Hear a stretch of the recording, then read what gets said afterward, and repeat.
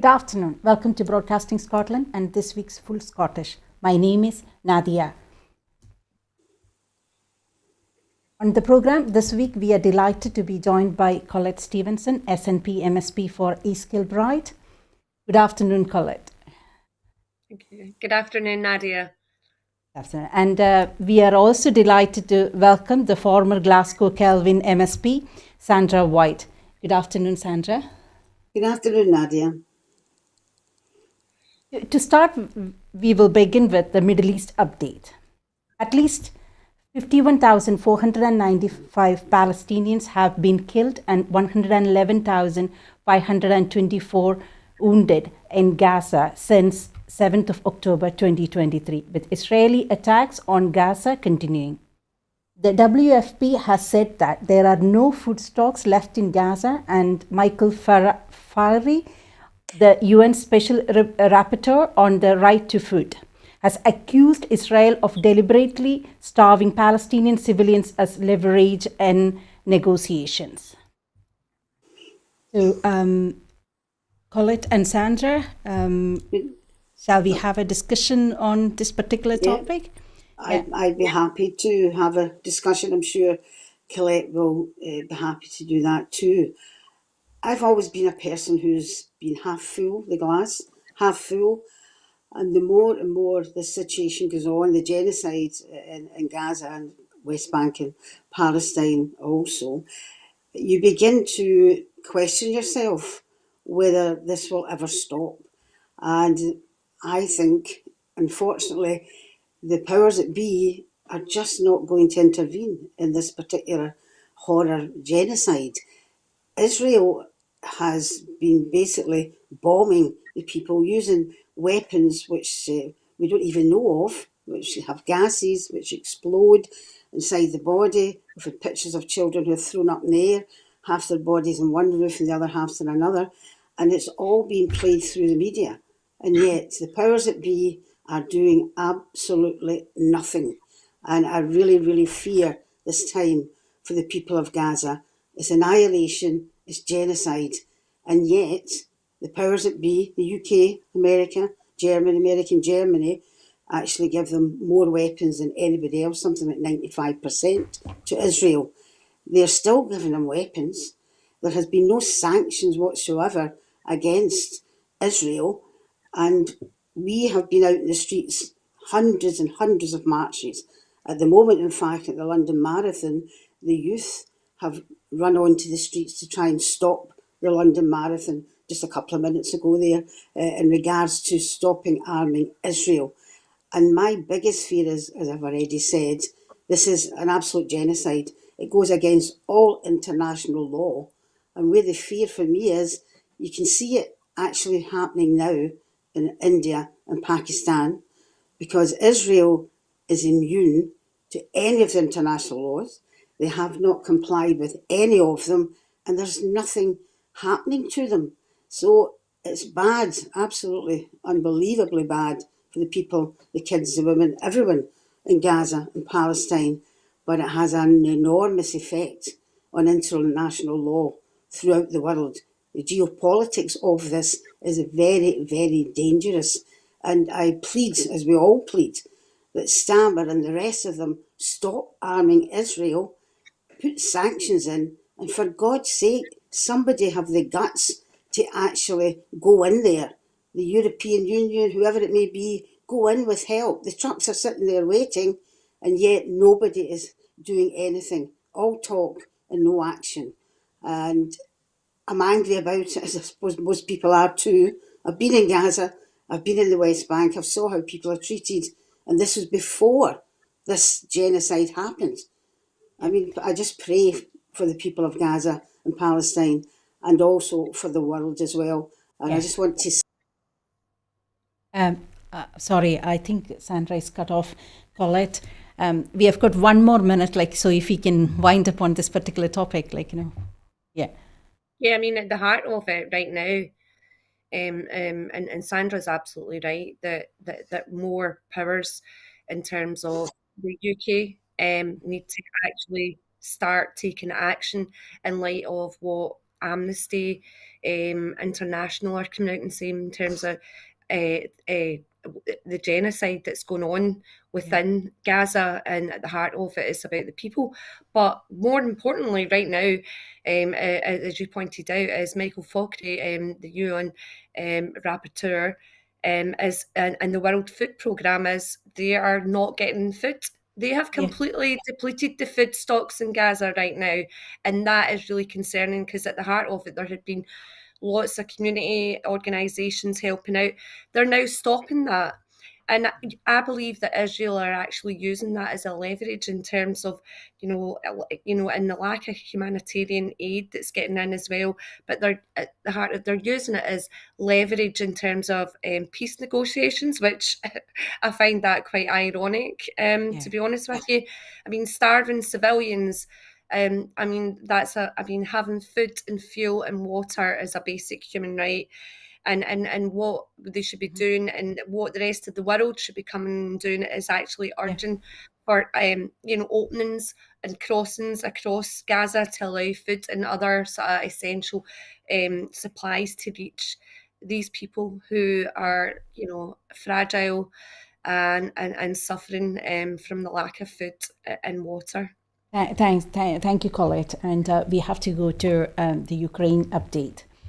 On Saturday, Russia's FSB Secret Service said that it had detained a man it suspects of killing a senior general with a car bomb outside Moscow. Russia has accused Kiev of being behind the blast on Friday, which killed Gen Garoslav Moskalik. Sorry for my pronunciation. Sorry, General. The FSB alleged a Ukrainian agent it named as Ignat Kusen rigged a Volkswagen Golf and the city of Balashika with a homemade explosive device from the Ukraine Secret Service stash in the Moscow area, and that bomb was then detonated. Remotely from Ukraine. A video released by the FSB showed a man identified as Kuzen and what was said to be his arrest taking place on a forest road. Kiev has not commented on the blast, which bore the hallmarks of previous attacks on military figures and high-profile backers of Kremlin's offensive. Donald Trump has said that he doubts what Vladimir Putin wants to end his war in Ukraine and expressed skepticism that a peace deal can be reached soon. The comments come only a day after Trump said Ukraine and Russia were very close to a deal. On Saturday, Mr. Trump said that there was no reason for Putin to be shooting missiles into civilian areas, cities, and towns over the last few days. It makes me think that maybe he doesn't want to stop the war. He's just tapping me along. While attending the funeral of Pope Francis in Rome, Ukrainian President Volodymyr Zelensky sat down with Donald Trump and for a face-to-face talk in the Vatican Basilica to discuss a possible ceasefire. The White House described Trump's meeting with Zelensky as a very productive, while Zelensky said the talk with the US president was symbolic and had a potential to become historic if we achieve joint results. Trump suggested after the meeting that he might put secondary sanctions on Russia and or ratchet up banking restrictions. On Saturday, Emmanuel Macron said after a very positive exchange with Zelensky that Ukraine was ready for an unconditional ceasefire with the help of US and Europe, and that the so-called coalition of the willing led by France and Britain would be continue working on achieving that as well as ending the war in Ukraine. That is an objective that we share in common with President Trump.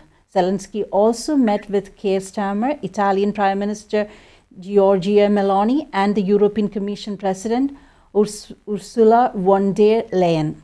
Ukraine's military have denied Russians' claim that Ukrainian troops had been forced out of their last footholds in Russia's Kursk region.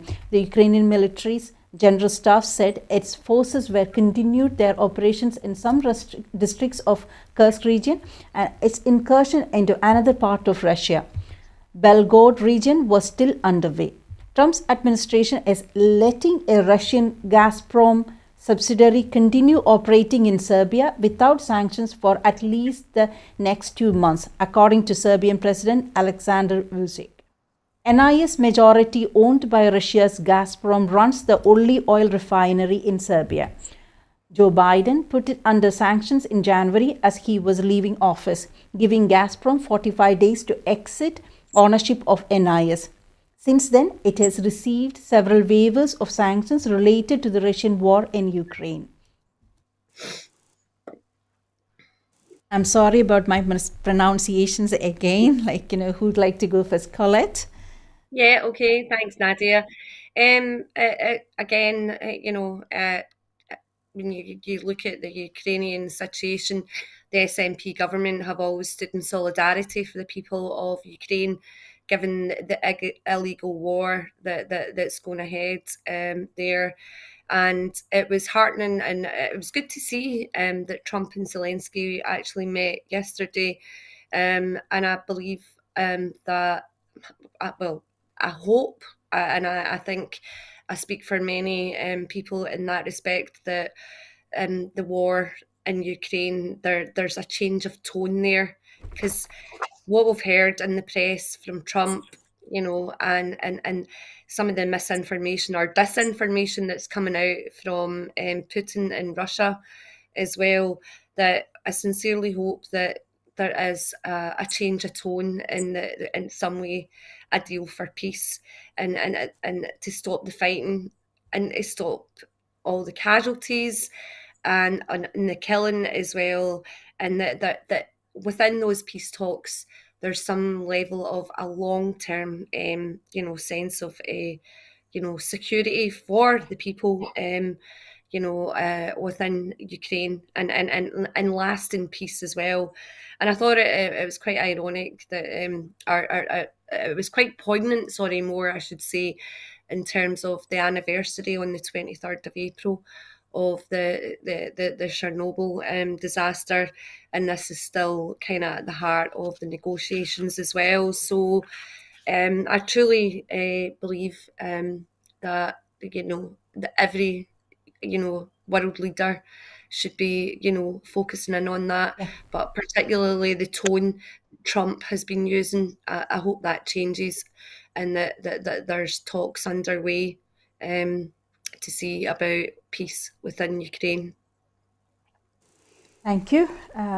Sandra, we have got 2 minutes. Thank you. I don't know what's happening with my computer. Okay. I've tried to take that off. I'll try it again when Colette's on. And sorry, Shall I come back to you in the next topic? Previously. That's a bit better, I suppose. Well, Colette's quite right in what she says, and hopes that we have talks, basically not just us, but obviously Trump as well. But I feel that Zelensky has been used as a sort of a pawn by Trump, and obviously Putin as well. Putin plays a long game. He plays a clever game as well, appealing to the ones that he thinks will be best for him and best for Russia, which I believe will continue, unfortunately, with the war against Ukraine. You really can't trust Trump. The amount of times that he has said, X, Y, and Z, and then he's backtracked on it as well, particularly for Zelensky. And here's this poor guy just trying to protect his people, basically, and he's running round about all of these so-called world leaders who, in my opinion, really are doing nothing to help. Yeah, we may be supplying arms and we talk to them, etc., and say that we support you, but still, Putin, really has the ace card, and Trump is the one in the middle who is promising everything to everybody, but unfortunately, he's not going to deliver because he'll just jump back on something else that he said.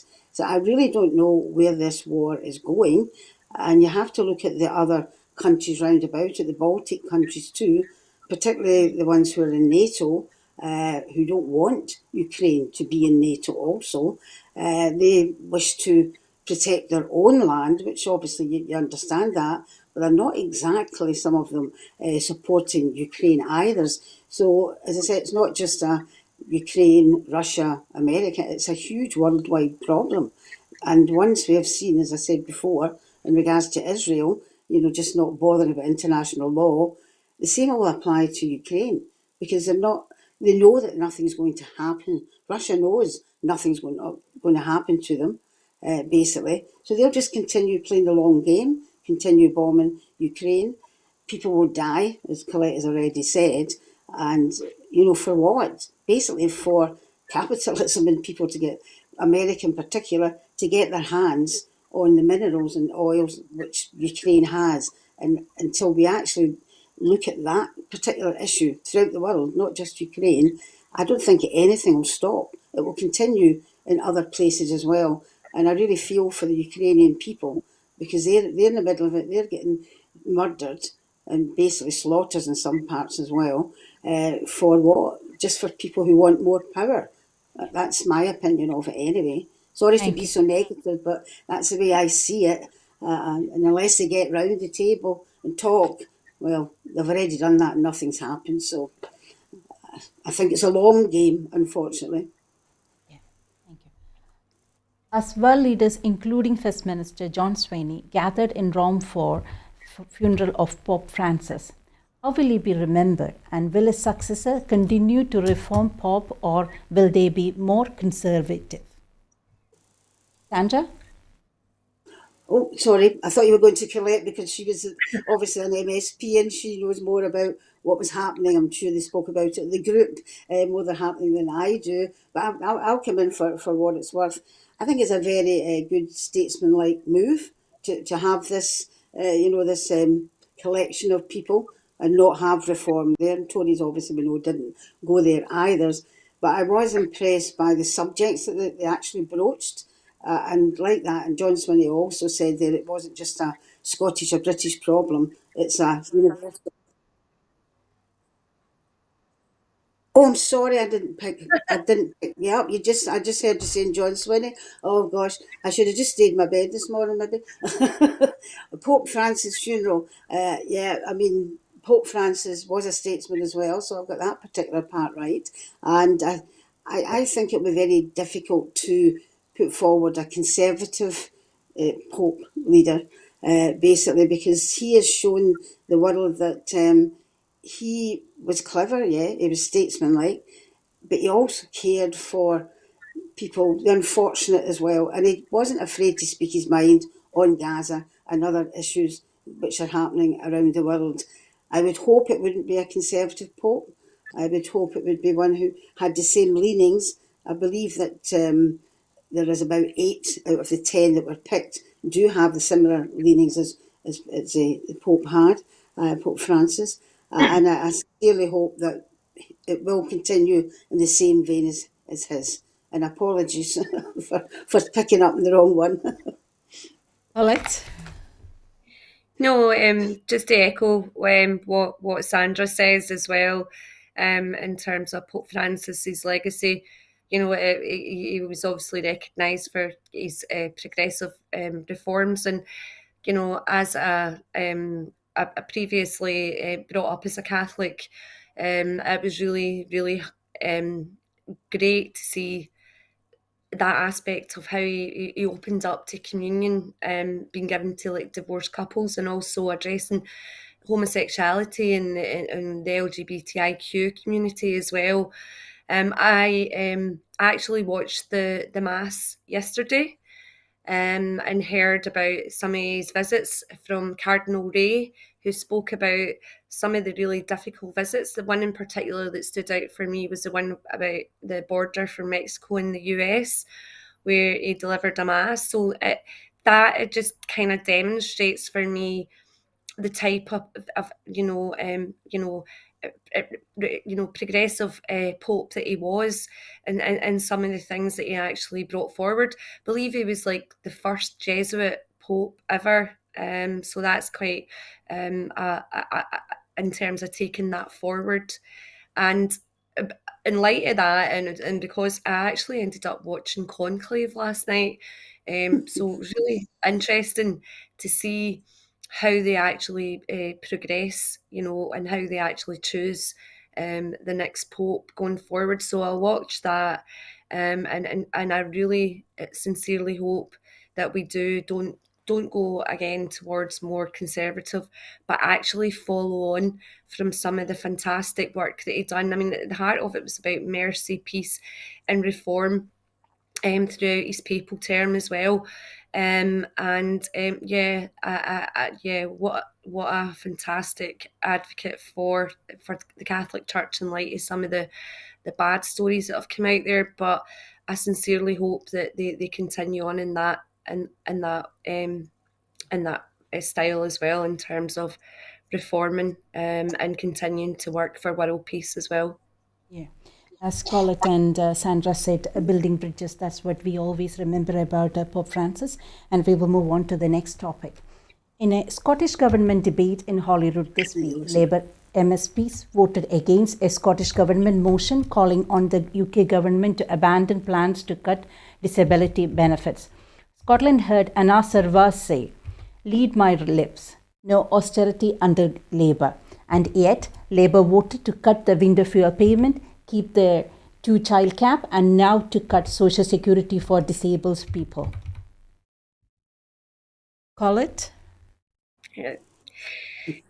Thanks, Nadia. I actually spoke in this debate, and as the convener for social justice and social security, it's something there we've watched and looked at very, very rigorously. We actually asked 3 times for the Secretary of State to come forward and speak to us about their child poverty task force and the welfare reforms that they're putting in place. And as yet, we haven't heard anything back other than that they're willing to give us a written submission. So I thought that was pretty poor, given that they currently have a task force in place to try and tackle child poverty. But what really stood out for me in terms of that debate was the amount of projects coming forward, charities coming forward, like the Poverty Alliance, who came forward commenting on the damage that these welfare reforms are going to do. Now, the argument that Labour had was that it's a green paper, it's consultative, right? But what, the irony there is they never once approached the Scottish Government to get any consultation on what this welfare reform would look like. So I find that really, really difficult and a bitter pill to swallow in terms of how they've actually approached this from their spring statement. But I mean, as the Poverty Alliance pointed out, social security is like a safety net for families who, are at the, for anything from, unexpected life issues that could possibly happen to you, disabled, end of life. Even Marie Curie have come out and said, how's this going to affect people who are actually end of life, and the sanctions and whatnot that can be meted out. But the bigger picture here as well is that our block grant is going to be hugely impacted again as well as a result of these decisions that they're taking over the people for the England and Wales as well. And again, it's harming the most vulnerable people in our society as well. And again, despite the fact that we're actually leading the way in terms of trying to tackle or eradicate child poverty with the game-changing Scottish Child Payment. We've managed to, get 15,000 children out of poverty. They're effectively reversing that with like 100 children a day getting put back into poverty because of these welfare reforms. And then, I could go on and on at length about this one. But carers as well are hugely impacted. And do you know what? See, the vote, there was actually 8 of them didn't actually vote on it when it came to the debate and decision time when we chose to do it. And one of them was Anna Sarwar. And he should be held to account for that. And I'll leave it at that. Thank you. Thank you, Collette and Sandra.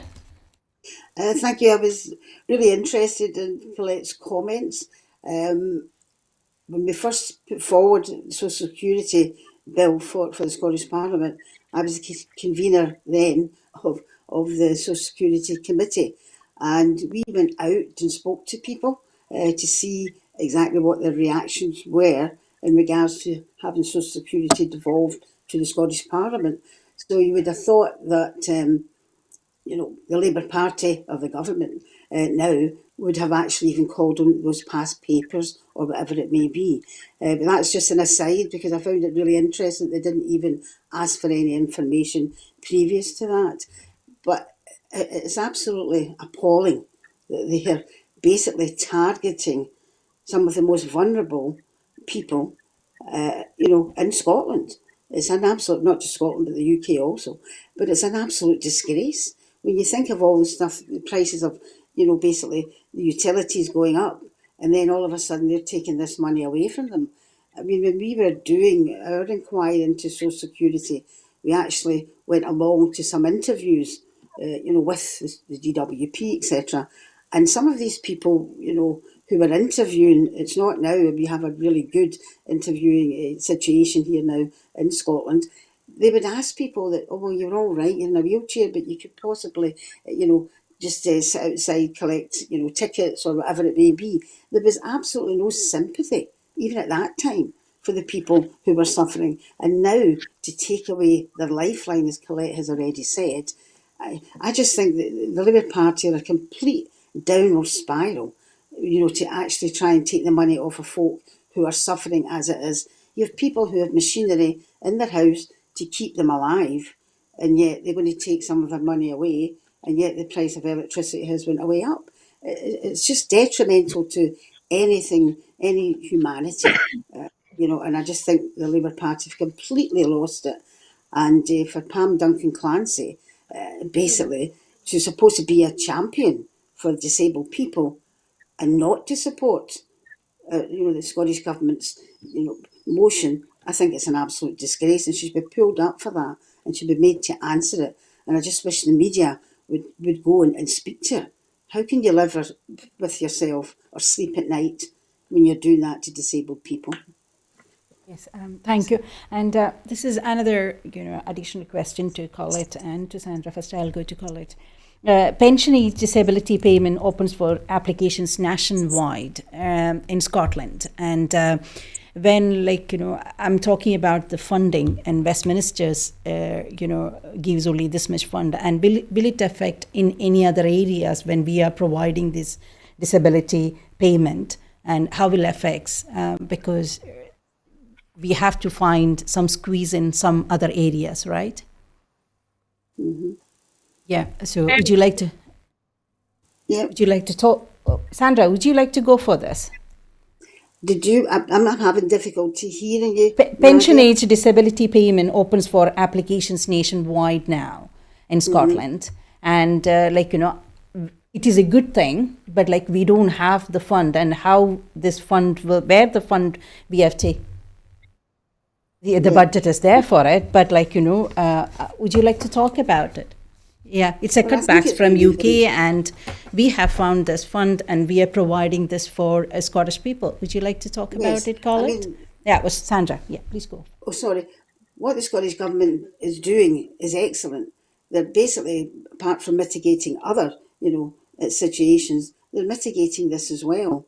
And whilst, we have a budget, we only have a fixed budget.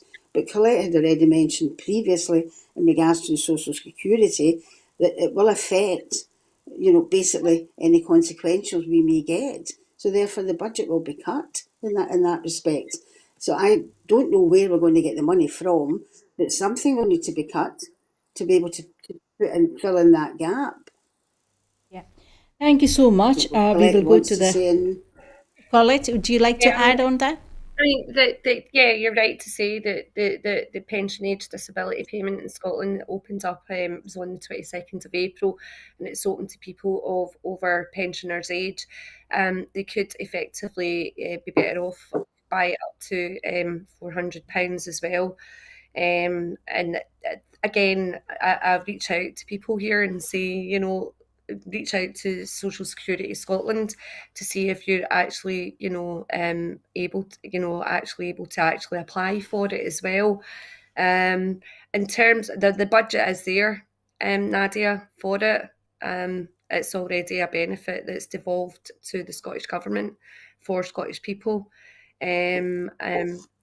So again, and as I say, it's not means tested either, which is a good thing. However, I know that one of the things that you can't is you can't get both in terms of attendance allowance as well as the your pension age disability payment as well. And I know that anybody who's terminally ill, wanting to apply basically gets fast tracked in terms of their application process as well. It will be a huge concern going forward in terms of some of the amount of money that we're mitigating in terms of the austerity, on stilts that Labour are delivering to us when it comes to the block grant next year. That's a huge concern. But at the heart of it, as we've always said, it's about dignity, fairness, and respect for people at their most vulnerable and who are, in most in need when it comes to Scotland compared to the rest of the UK. Thank you. Thank you. And we will move on to the next topic. Since Brexit, there have been calls for a Scottish visa to tackle the particular job shortages faced in Scotland. However, on Friday, a private member's bill proposing a Scottish visa was blocked by Labour MPs.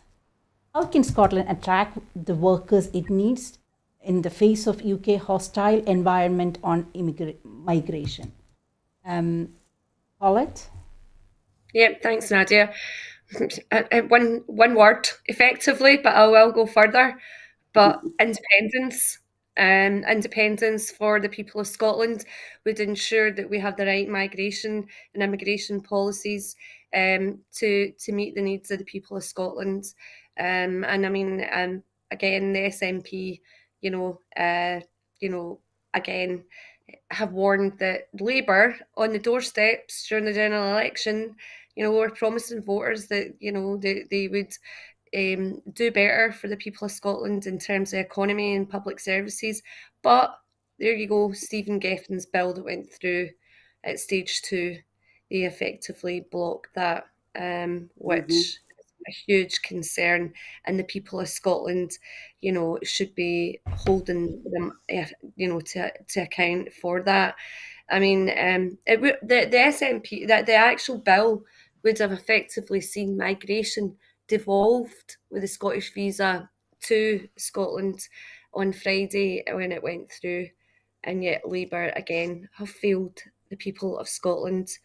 And again, even like I know that was it the think tank Reform Scotland, Lord McConnell, even backed it previously.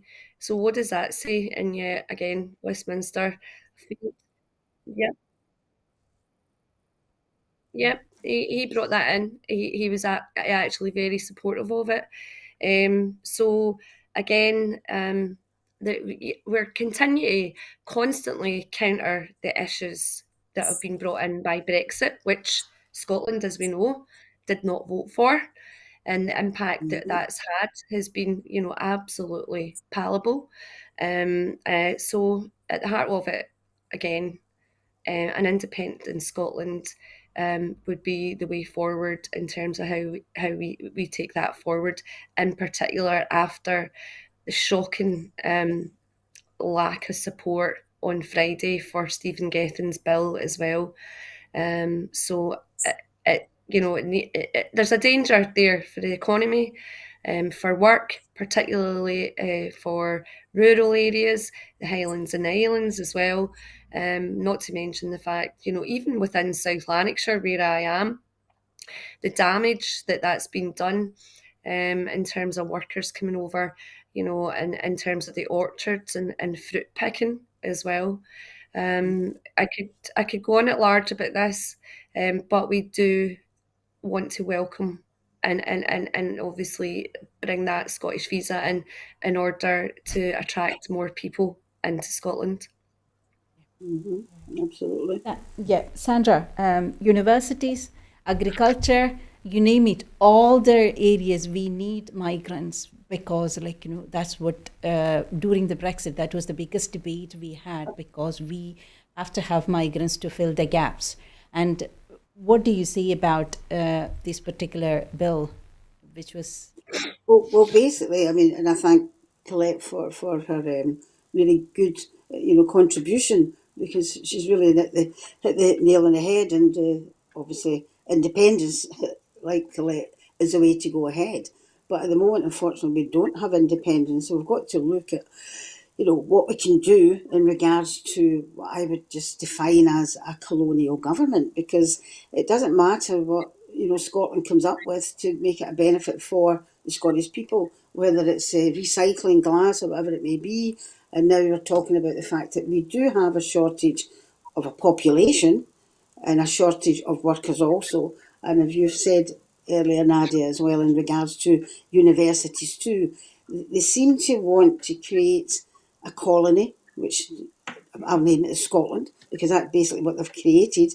And if ever we come up with ideas to improve people's lives in Scotland, to let people come into Scotland, to belong to Scotland, to work and live in Scotland, it doesn't matter what we say. The colonial mindset, the unionist colonial mindset in Westminster is to block everything at all possible. I mean, we've had some, fantastic innovative ideas coming out of Edinburgh University, obviously went down to England, and various other issues which have been raised in Scotland, and yet were blocked at every single turn. We really need a visa of our own. I don't know how we go ahead now to get that, seeing as I've blocked. The only thing that's came out of this, as far as I'm concerned, is the fact that the people have seen just how bad Westminster treats Scotland in respect to anything we put forward. They talked it out completely in the House in Westminster, talked it out completely, so there wasn't enough time to even go forward anymore, apart from stage 2 that Stephen Gethin's put forward. But our universities are world class. And if people are here studying, they want to bring their families here, or if they want to continue once I've left university work here, we need to look at a proper visa. And the only way we can do that is through independence, because you can see Westminster's not going to give us it now. They've already said no. I mean, how far do we go from here? Yeah. So may I take it?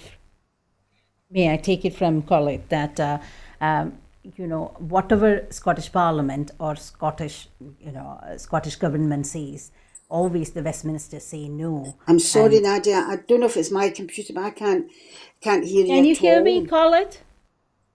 Yeah, I can hear you fine. Yeah, sorry. Sorry. It must be this computer. I'm sorry. Okay. So what I meant to say is, like, from both of you are saying that whatever Scottish government says, yes, Westminster says no, and always Westminster takes decision on Scottish people, and there is no public consultation or anything on that. Am I right or not? And would you like to say Yes. more on that, Collette or Sandra? Well, you are correct on that. Or on you go, Collette. No, sorry. No, I would just, I'll just echo what Nadia says and what you said as well, Sandra. That, what other way? Obviously, we don't have independence, but reaching out in light of what's happened with that bill proposal is, what is Keir Starmer and his government doing to work with the EU? Because and I would like to see a stronger voice there on that from the Labour government, particularly Starmer on that. I feel as though that he's really, really weak on that, and yet it's become in light of as well of some of the stuff that's coming out from Trump with the tariff charges across Europe, that we need to be working a lot more with our EU counterparts. And I feel that Starmer isn't doing enough on this, and he very weak, very quiet, in fact, in terms of immigration, and also working alongside the EU, particular to counter some of the stuff that's happened with Brexit. I don't know who he's feeding into in terms of his narrative, or his, yeah, is it reform? Is it because there's an uptake on that?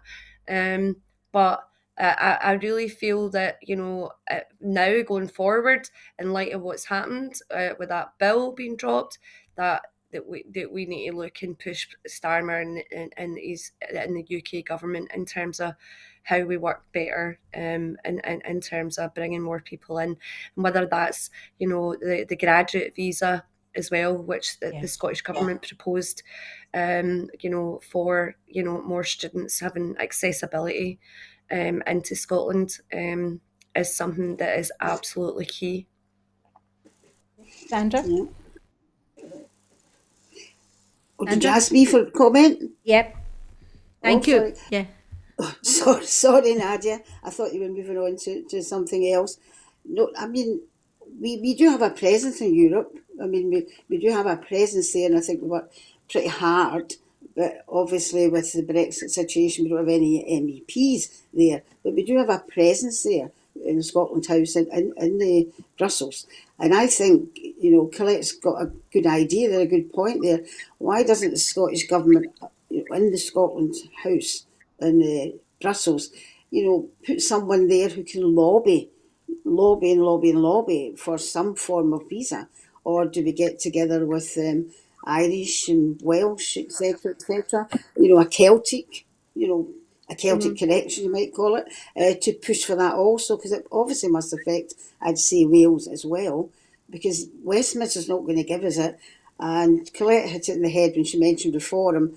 I mean, the reason Boris Johnson, got elected because he was so right-wing. And then Labour became so right-wing to counteract, or actually not counteract, just be the same as the Tories. And now you've got Reform, who are, a real threat to particularly Labour and the Tories. And this is why Stammer is going to the right as well, to counteract what's happening with Reform in case they don't win the next election, which Labour won't win the next election. So if it's really up to us in the Scottish Government, why don't we get someone in place in Brussels, in Scotland House, to lobby continuously, meet people, make contacts in regards to us getting a visa, even setting up, well, I know we're talking about a round table, but set up a round table with the universities even, if they're the ones who are struggling also, and, general rural areas too, and push that forward in Scotland House, if it's an inroad to us to Europe, because obviously we can't, with Brexit, the situation at the moment. So, may I conclude this as we should have better tie with EU and allow the freedom of movement? Collette and Sandra, like in 1 minute, if you can. Yeah. As I say, I really can't hear you. I'm sorry, Nadia. Okay. So, should Labour pursue closer ties with EU and allow freedom of movement? If you can conclude that in 1 minute, that will be great. Yes, absolutely, they should, but they won't, unfortunately, but they should. We need to get back into Europe, and if the only way is through the back door, or Labour speaking to them, which I doubt they will, absolutely. It's a no question. It has to be done. Collette? I mean, yeah, I mean, at the heart of it, as I said, it's about independence for Scotland. We've got a mandate, and hopefully next year we've got a further mandate where, an overall, even a minority of SNP going forward. I don't see Labour moving on this, given the rise of the far right, in terms of reform coming through, and looking at some of the stats in terms of by-elections that are going forward, they are on the rise. But I mean, looking at it, they're the party of they're making out to be the party of anti-establishment, effectively. And we really need to try and push Labour in terms of how we can have more freedom of movement, because we, from a Scottish economic point of view, as we've touched upon already, we really need more people, coming through and working here, whether that be within social care environment or, agricultural as well. But I don't see how we can shift that change with Starmer given what's going on, which is it seems to be, rising and rising.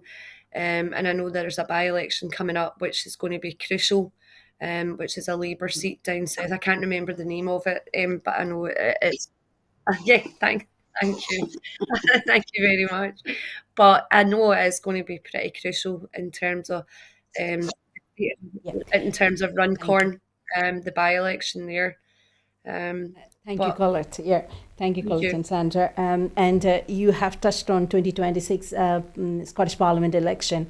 But having seen all these things, the topics which we have discussed, can we trust whatever Labour is promising to the Scottish voters during that election, and they will not keep up the promises which we have seen in 2024 general election? Right, yeah. So we'll move on to the next topic.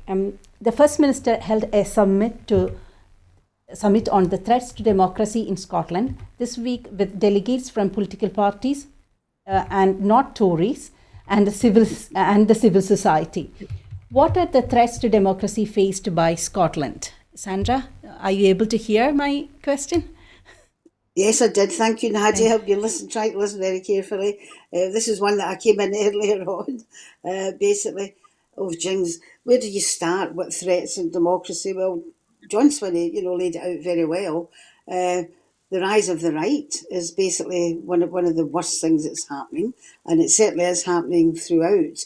I thought John was very statesmanlike, and he did mention the fact that it wasn't just Britain; it was universal. The rise of the right. So we can see that. We can see it in Europe and obviously America and obviously here as well. And the rise of the right. You've got the immigration, which we've already mentioned about basically, being able to get visas. You've got the rise of the right. You've got reform, who promise everything and will do nothing, basically.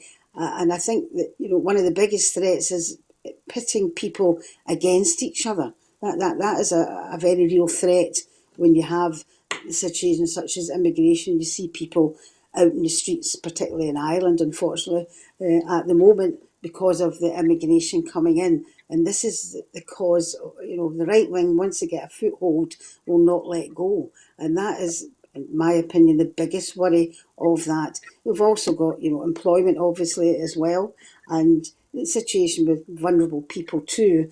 And I was really pleased to hear Ros Foyer from the STUC, and it was great to the Civic Society there.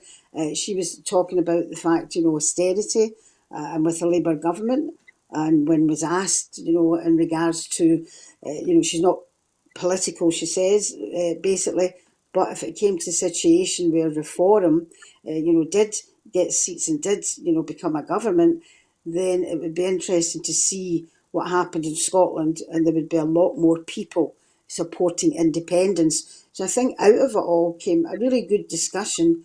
Depends where it goes from there, but certainly civic society, and to get, the other political parties, apart from the Tories, obviously, round the table and being supportive. Labour, slightly supportive, but the Lib Dems, the Greens, etc., very supportive of what John was saying. I think it's a step in the right direction. It just depends where we're going to take it from there.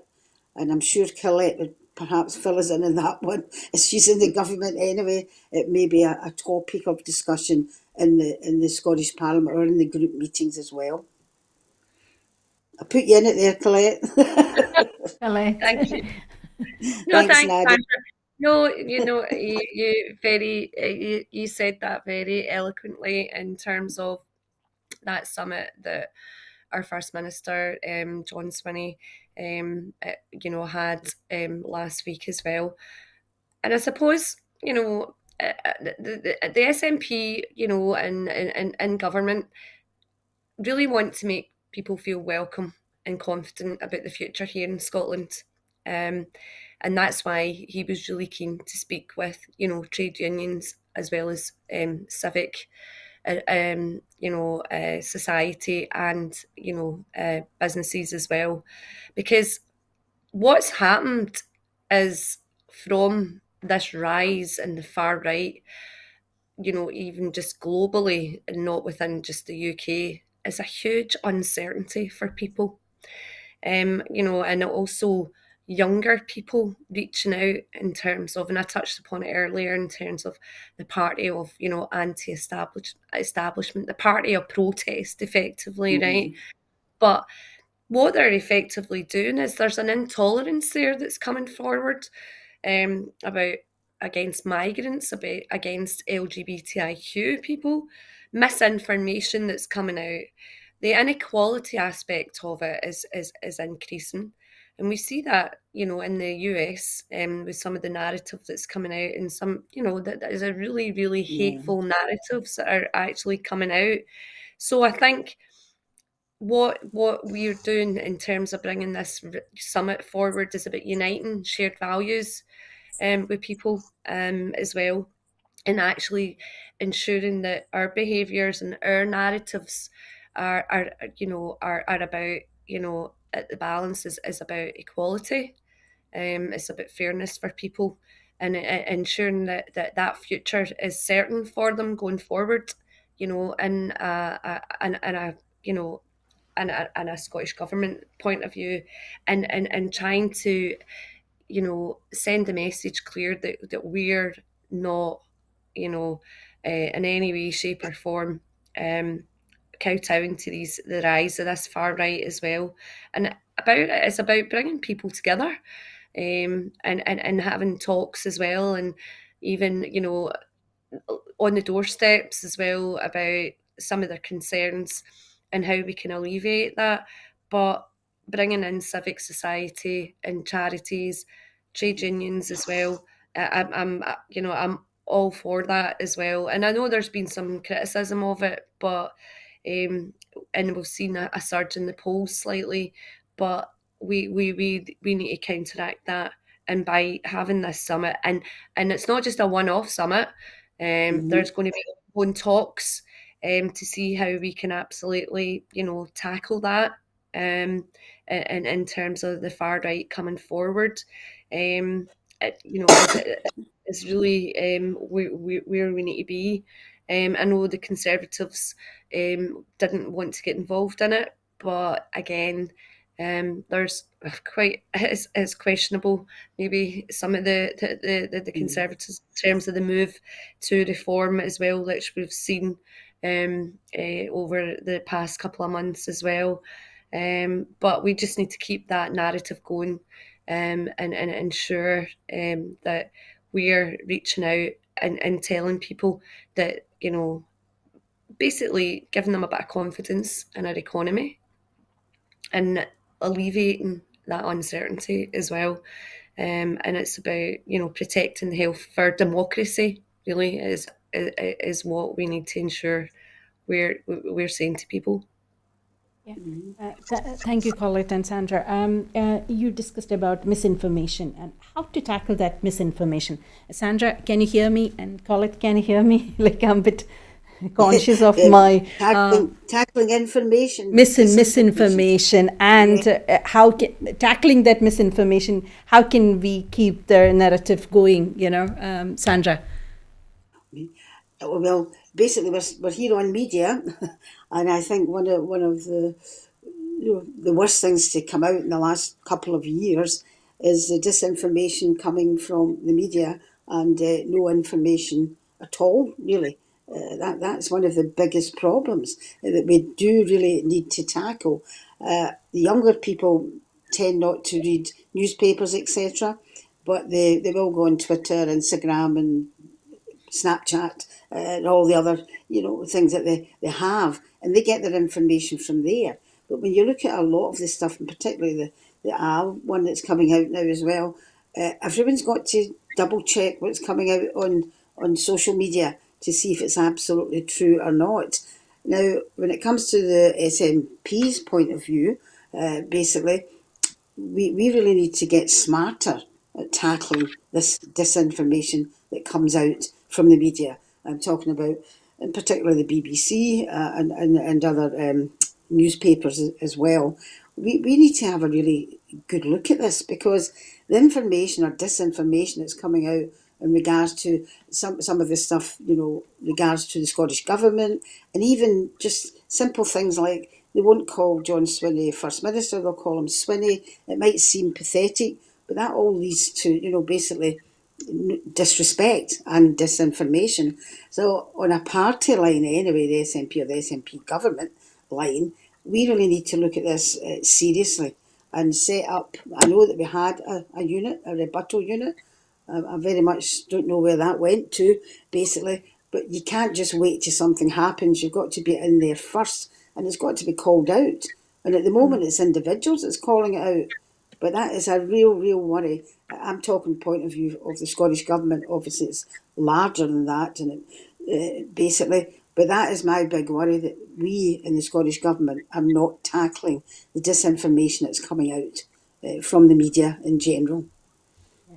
Collette, would you like to take on that? How can we tackle the disinformation, and how can we keep this narrative going? Because when we have a positive narrative, there will be always the negative narrative and going on, and the social media and everything. And how can we tackle this misinformation and keep the positive narrative going?